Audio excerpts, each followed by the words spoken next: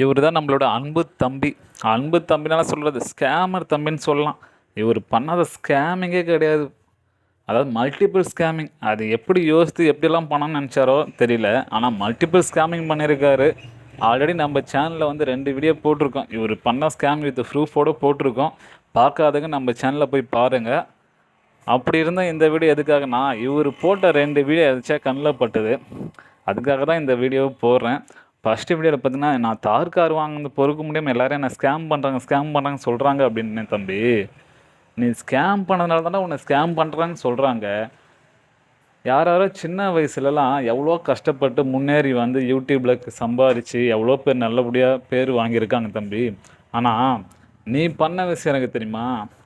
ஒருத்தருடையும் காசு ஏமாற்றி என்னென்ன மல்டிபிள் ஸ்கேம் பண்ணியிருக்கு தம்பி. அது எப்படி நீங்கள் யோசித்தனே தெரில தம்பி. அதான் ஒன்றும் சொல்லக்கூடாது. இந்த 15 வயசில் உங்கள் அப்பா அம்மாவை சொல்லணும். உன்னை பின்னாடி இருந்து உங்கள் அண்ணனுங்க வந்து உன்னை கைட் பண்ணாங்க தெரியுமா, அவங்களே சொல்லணும். ஒரு 15 வயசில் படிக்க வேண்டிய வயசில் எவ்வளோ பேர் எவ்வளோ சாதனை பண்ணுறாங்க. ஆனால் நீ நம்பர் 1 சாதனை பண்ண தம்பி. மல்டிபிள் ஸ்கேமிங் பண்ணி ஒரு நம்பர் 1 சாதனை பண்ணியிருக்க இந்த வயசில்.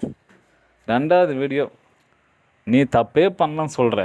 நான் 10 பேர்கிட்ட காசு வாங்கினா லாஸ் ஆகிடுச்சு, அந்த காசு நான் திருப்பி கொடுத்துருவேன். அப்படி ஏன் தம்பி சொல்கிற? நீ தப்பே பண்ணாதவன் ஏன் காசு வாங்கினேன், காசு நான் திருப்பி கொடுத்துறேன்னு சொல்கிற?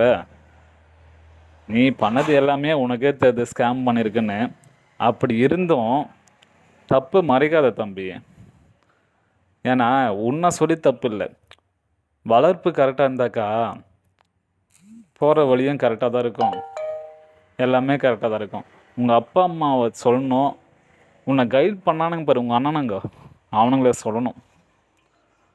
இந்த 15 வயசில் நீ எவ்வளோ நாள் யூடியூப்பில் போட்டு நீ ஹார்ட் ஒர்க் பண்ணி சம்பாரித்து ஒரு தார் கார் வாங்கியிருந்தா உன்னை எல்லாருமே பாராட்டியிருப்பாங்க. ஆனால் நீ பண்ண விஷயம் ஒருத்தர்கிட்டையும் காசு வாங்கி ஏமாற்றி அதில் நீ சந்தோஷமாக இருக்கணும்னு எதிர்பார்த்த பார்த்தியா? அதுதான் தப்பான விஷயம். அதுக்கான பலன் நீ அனுபவிப்ப. ஆல்ரெடி அனுபவிச்சு தான் இருக்க போல். அதுக்கான பலன் நீ அனுபவிப்ப. இருந்தாலும் மக்களே, இனியாவது திருந்துங்க. இது போல் இன்ஸ்டாகிராம் யூடியூபருக்கெல்லாம் ஃபாலோவர்ஸ் ஏற்றி விடாமல் திருந்துங்க. அவன் போகிற வீடியோவுக்கு எல்லாத்துக்குமே சப்போர்ட் பண்ணிங்கன்னு இது போலலாம் பண்ணின்னு இருந்தாக்கா இப்படி தான் முளை காய்ச்சிட்டு போவாங்க.